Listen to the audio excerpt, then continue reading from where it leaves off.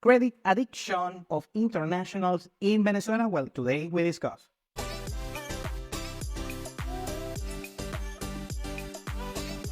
Welcome to Venezuela Insider, the only place in Venezuela for expats, digital nomads, entrepreneurs, investors, travelers, and related internationals. For more information, venezuelainsider.com. One of the nuances of living on a Western nation, on a very wealthy Western nation like the United States, and some nations in Western Europe and other parts in the world, is that they have easy access to credit. We already know this. We can see the household credit and so on, where GDP and usually is high in these countries, especially in a country like the United States.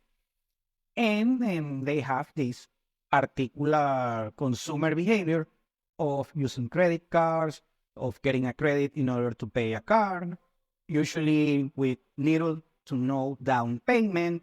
Of course, they have mortgages of 30-year mortgages and so on and so on. And they are accustomed in order to get a lot of services, a lot of goods, just paying straight up in cash. And in many cases, well, this is changing recently, in many cases with a little interest rate. Now, if you are one of those internationals, Venezuela is not going to be for you. Let me explain why. Well, first, let's talk many kinds of credit. If you have credit cards, you can use it here in the country and pay it on your home country. So is that a credit that you can use and you can afford the payments on the credit card and so on, your home country? Well, very good. It's not going to be a hiccup here, but afterwards, everything changes. First, let's explain how credit works in Venezuela. It's pretty much non-existent, but has grown significantly on the past couple of years. The credit cards in Venezuela, basically, a handful of people have it, but the credit limits are very, very low, have been increased, but are very, very low, pretty much not exist. That's one thing. The second thing is consumer credit. Actually, is increasing on the country very recently, thanks to an app called Cashea, where Venezuelans have access to pay some long-term duration goods like a washing machine or a refrigerator or a smartphone, a cheap smartphone, something of that nature. And right now, recently in the past year, we'll say last year in singular, they are having more access in order to pay with credit a lot of these particular goods and also pay some travels and so on. But still, there's a lot of limitations for the average Venezuelan in order to have access to consumer credit. Now let's go with the new car credits in order to get your car. This is something that was pretty much non-existent, both the access to credit in order to pay for a car, but also the access to new cars itself. This is something very new. Since less than a year ago or so, we have a handful of brand new cars here in the country, both the typical Western manufacturers to also a handful of pretty decent Chinese ones, and they are selling cars, brand new cars here in Venezuela. First, well, straight up in cash, but right now they are offering credit and financing. Some of them is their own financing and also banking finance. And right now, Venezuela went from not having new cars to having a relatively handful of new cars that you cannot access to credit. Right now, you can pay it to credit. Of course, you have to have a particular profile, certain income, and so on, certain balance sheet. And afterwards, the down payment is high, between 30 and 50%. In most cases, it's going to be 50%. The APR, the interest rate, is going to be high, and you can only pay it in 2 or 3 years.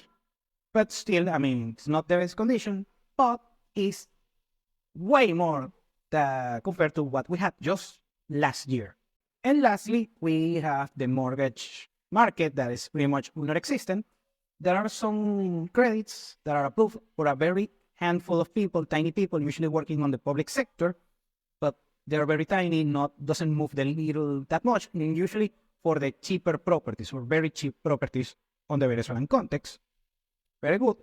And also some developers, real estate developers, that this trend is going to increase on the near future. But right now, There's a handful of new developers that offer credit for their properties.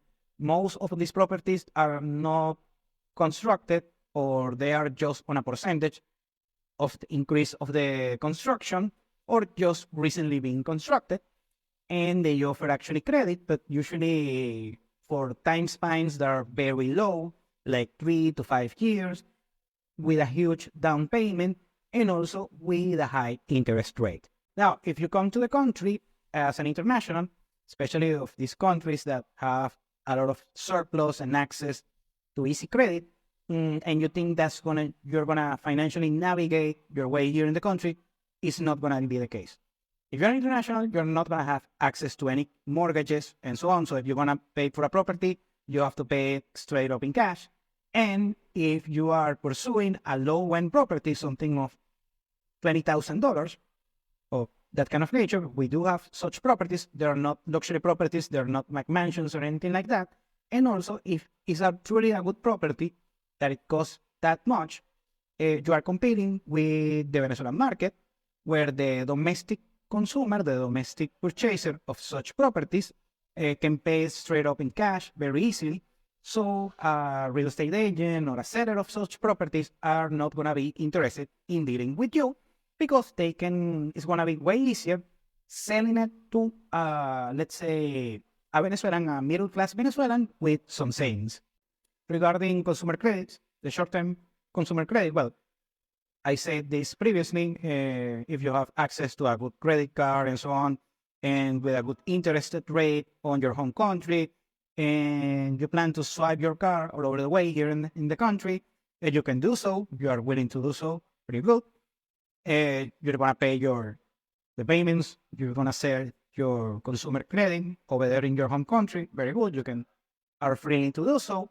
However, if you are going to stay longer and you want to have access to the, let's say, long-term goods like used cars or electronic appliances, anything like that, you are not going to have access from the Venezuelan side.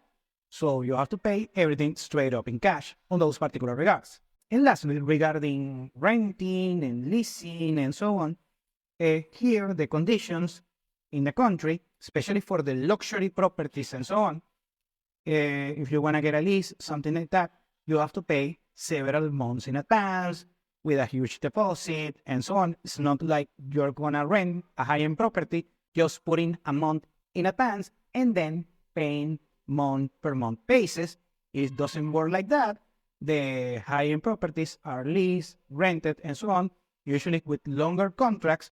On the short-term leases, you just serve the entire contract at the same time. So regarding financing, if you are here in the country, depending if you're traveling, you are visiting, you're staying long term, or you're already purchasing properties and so on, remember the US credit or the European credit, the LIBOR rate is not going to do anything here in the country.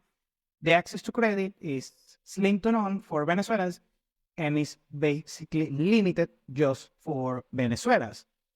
If you come from abroad, you're not going to have access to credit, and the few credit that, depending on the case, you might be able to access going to be with a high interest rate.